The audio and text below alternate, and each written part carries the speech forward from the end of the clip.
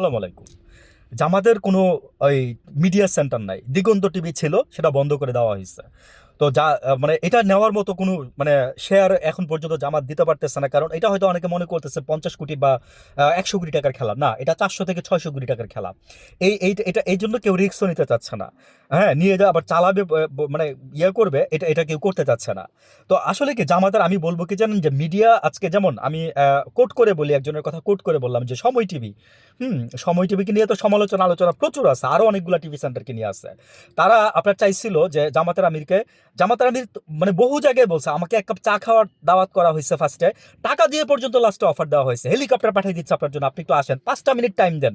যখন কেউ উনি যখন না করছে কেন, যে একটা সেলফি তুলে পাঠিয়ে দিয়ে বলবে যে দেখেন আমার সাথে কত ভালো লিয়াজও আছে।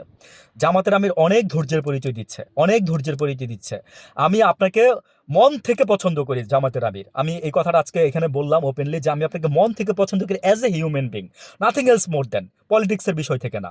উনি এতটাই ধৈর্যের পরিচয় দিচ্ছে, আমি আর দেখি নাই।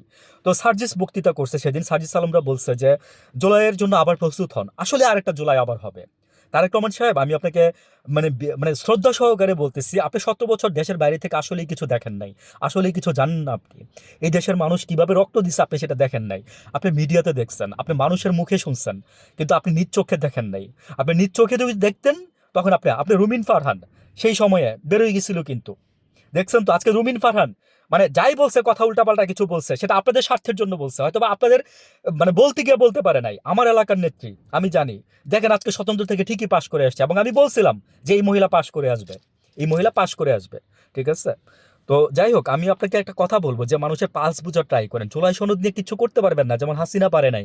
হাসিনা এক কথা বলার কারণে তুরি মেরা মনে করেন যে বাংলাদেশের মানুষ উড়াই দিচ্ছে তারে। হ্যাঁ, রাজাকারের নাতিপুত্রের চাকরি দিব, জুলাই জুলাই আরে মানে মুক্তিযুদ্ধতে চাকরি, এটার বলার কারণে আপনি আপনি এই জুলাইয়ের কারণে আপনারা শেষ হয়ে যাবেন। বললাম তো যে মাইন্ড ইট। কারণ হচ্ছে কি জানেন, জুলাইয়ে এখানে বাপ মারা সাথে থাকে, সন্তানদের সাথে বাপ মারা থাকে।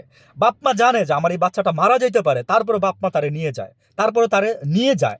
হ্যাঁ, খাবার ছাড়া, পানি ছাড়া, কোত্থেকে পানি দেয়? মুগ্ধ পানি নিয়ে আসছিল। মুগ্ধ কি মানে মুগ্ধরে কেউ টাকা দিচ্ছিল? মুগ্ধ নিজের টাকা দিয়ে পানি নিয়ে আসছিল। ঠিক আছে। 5 মিনিটে আপনারা ওই যে কি যেন বলে, যাত্রাবাড়ি খালি করে দিচ্ছেন। হ্যাঁ, মানে পুলিশ মানে ঝুলাই রাখছিল গাছের মধ্যে, থানায় থানায়, এগুলো এগুলো মিডিয়া তখন প্রকাশ করে নাই। অনেক থানায় পুলিশ মনে করে যে হত্যা করে এরকম করা হয়েছে। কয়টা মিডিয়া আপনারা প্রচার করছেন? হুম। মানে বললাম না যে মিডিয়ার দালালি যায় না এই বাংলাদেশ থেকে, সবচেয়ে বেশি মনে মিডিয়ার দালালি বাংলাদেশে চলে। আমি বললাম তো যে সয়ার আপন আল্লাহ, যে সবচেয়ে বেশি মিডিয়ার দালালি এই বাংলাদেশে চলে, যেটা অন্য কোনো কোথাও নাই। ভালো থাকবেন সবাই।